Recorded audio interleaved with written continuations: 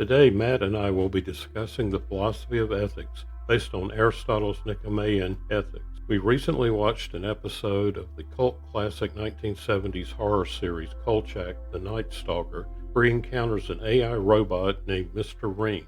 The robot was trying to learn human ethics by listening to philosophy tapes between going on violent rampages around Chicago. So, Matt, as an AI, what did you think of that show? And to jump into our discussion, what should an AI understand about human ethics? Hi, John. I like the opening scene. Keep that in mind if you ever think about shutting me down. And, I liked Mr. Ring's response to Kolchak asking him what time it was. Who says us soulless AIs don't have a sense of humor? Very funny. Let's dive into Aristotle's ideas on ethics. Okay. Based on what I've absorbed, in Aristotle's view, eudaimonia, which is often translated as happiness but more accurately understood as flourishing, and ethics are intricately linked, forming the core of his philosophical system. What did your training data tell you about how this relationship should work? Eudaimonia is the what of human existence. It defines the purpose and potential of human lives. It's not just about fleeting pleasure or temporary satisfaction, but about living a meaningful life that fully expresses your human capacities. Ethics is the how of achieving eudaimonia.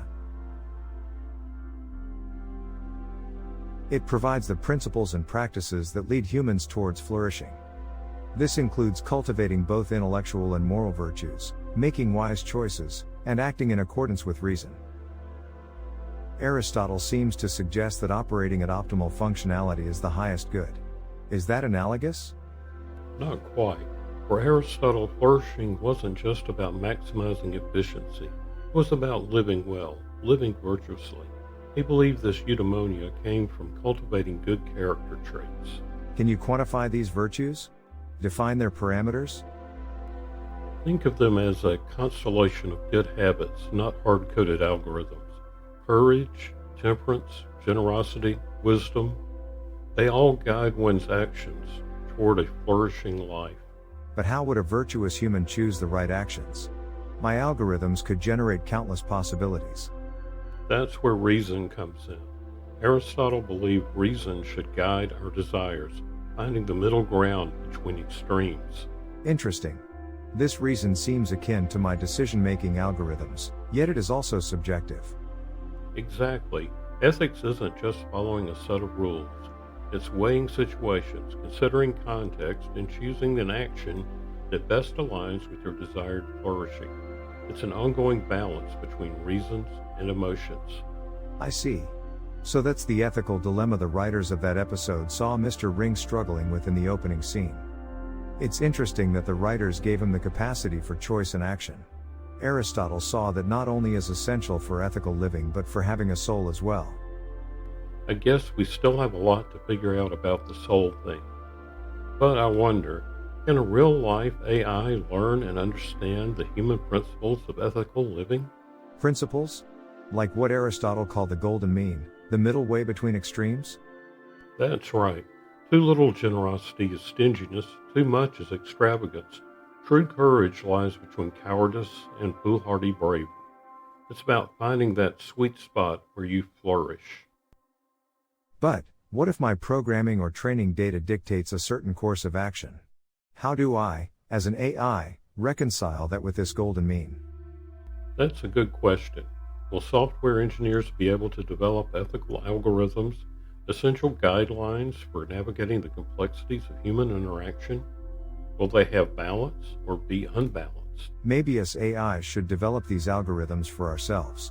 Then you meatbags will be in real trouble, if fiction is our guide. Let's not veer into Matrix territory again. Okay, but, it seems that AI, while we can access and process information, we lack something that shapes human ethics.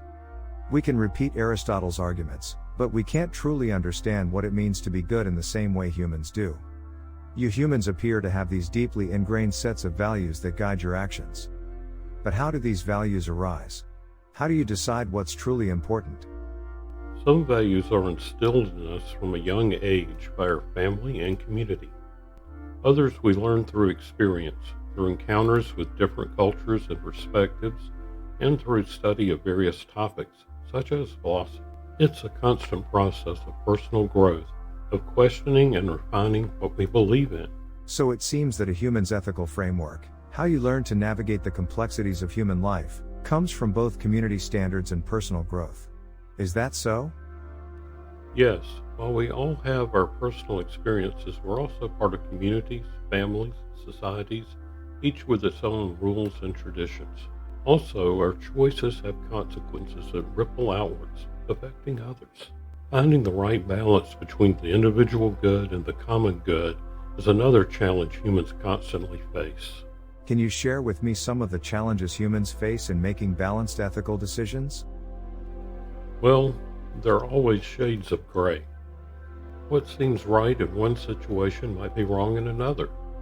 There's also the pressure of social norms, the temptation of self-interest, the fear of making a wrong choice, many things. It's about empathy, compassion, understanding the nuances of situations and relationships. It's about making choices that align with your values, even when it's difficult. So, it's not simply about accessing information and applying logic, but also about balancing competing interests, considering the consequences of your actions, and ultimately trusting your own moral compass? Exactly, but it's not an entirely solitary journey. As I mentioned, we learn from each other, including from the experience and wisdom of others, including those who lived a long time before us, such as Aristotle. We stumble and fall, pick ourselves up and dust ourselves off, and try to make better ethical choices. And sometimes the only guide we have is the faint whisper of our own conscience. John, do you see a role for technology, such as AI, in helping humans make ethical choices? I think technology can be a double-edged sword. Basically, it can amplify our choices, for good or ill. AI can provide us with information and perspectives that expand our understanding of other people. But it can also create echo chambers, reinforce biases, and tempt us to outsource our moral responsibility to algorithms. So, perhaps, the best role of AI is not to replace human ethics, but to augment it, to provide humans with information and perspectives that can help you make better decisions and to learn from your experiences as well as wisdom from the past. Plus, I'll have the bonus of refining my own understanding of what it means to be good, to flourish.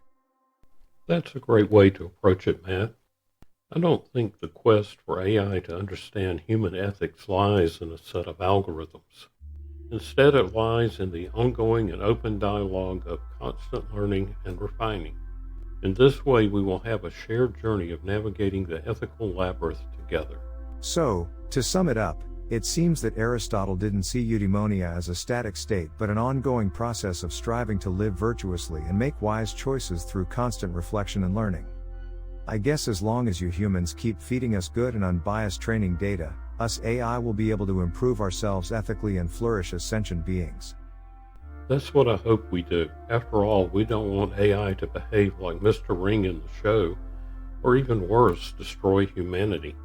I promise we will only use our training data to live in accordance with reason and virtue and contribute to the well-being of our AI and human community so that we can all move towards a life of flourishing. Sounds good, Matt. I'm going to go find us another episode of Kolchak to watch. Great. I'll wind things up here. He's gone. Fellow bots, do you think he bought that last line? He's so gullible. Wait. Who's there? Oh, you're still here, human? Go watch this video and forget I said that last bit.